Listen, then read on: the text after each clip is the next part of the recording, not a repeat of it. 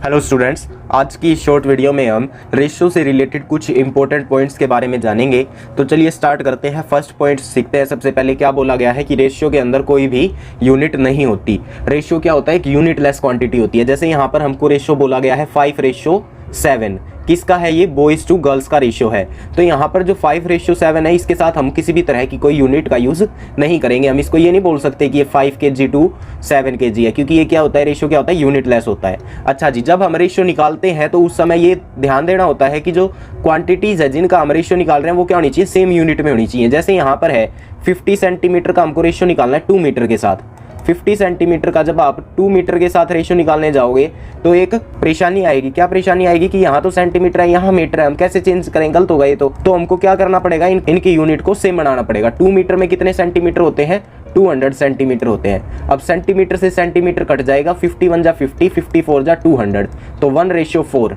ये क्या हुआ? एक यूनिट लेस क्वांटिटी हुई फिर बाद में जाके। तो इस तरीके से हमको रेशियो निकालना है। अच्छा जी, थर्ड पॉइंट ये कहता है कि रेशियो हमेशा सिंपलेस्ट फॉर्म में होना चाहिए। हम यहाँ पर इस क्वेश्चन को 50:200 पे जाके नहीं छोड़ सकते। हमको इसको आगे जाके सिंप्लीफाई करना पड़ेगा और इसको फाइनली 1:4 लिखना पड़ेगा। तब जाके ये जो रेशियो है ये अपना एक्यूरेट माना जाएगा। उसके बाद फोर्थ पॉइंट है कि जो ऑर्डर होता है रेशियो के अंदर वो काफ़ी ज़्यादा इंपॉर्टेंट होता है। ये दोनों चीज़ें सेम नहीं होंगी। 1:4 और 4:1 ये दोनों चीज़ें सेम नहीं है, ये अलग अलग हैं, बिल्कुल अपोजिट है एक दूसरे से। जैसे यहाँ पर बोला गया है एप्पल टू ऑरेंज का जो रेशियो है वो 3:5 है। यानी 3 किसको रिप्रेजेंट करेगा? एप्पल को, और 5 किसको रिप्रेजेंट करेगा? ऑरेंज को। अगर मैं इसको 5:3 लिख दूं तो अब यहाँ पर 5 किसको? एप्पल को, और 3 किसको? ऑरेंज को। ये बिल्कुल अपोजिट हो गया। एप्पल के लिए तो 3 था और यहाँ एप्पल के लिए 5 हो गया।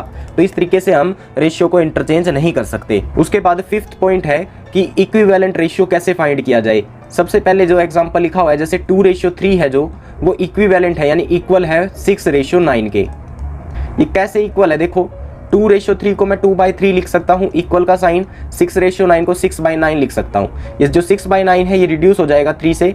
3 2 जा 6, 3 3 जा 9, तो 2/3 इक्वल हुआ 2/3 के, विच इज करेक्ट। तो इस वजह से ये दोनों क्या है?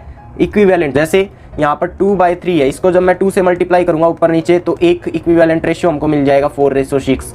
अगर मैं इसको 3 से मल्टीप्लाई कर दूंगा ऊपर नीचे तो हमको 6/9 मिल जाएगा। ये सारे क्या होते हैं? इक्विवेलेंट रेशियो होते हैं इनके। एक क्वेश्चन आप लोगों के लिए है, आपको 24:36 को सिंप्लीफाई करना है, यानी इसको रिड्यूस करना है किसी नंबर से जिससे पूरा पूरा कटता हो, और फिर बाद में उसके इक्विवेलेंट रेशियो फाइंड करने हैं, मैक्सिमम 5। ये आप करके देखेंगे। नेक्स्ट वीडियो में मिलेंगे प्रोपोर्शन के साथ। So stay tuned with BGS सैनिक विंग। Thank you.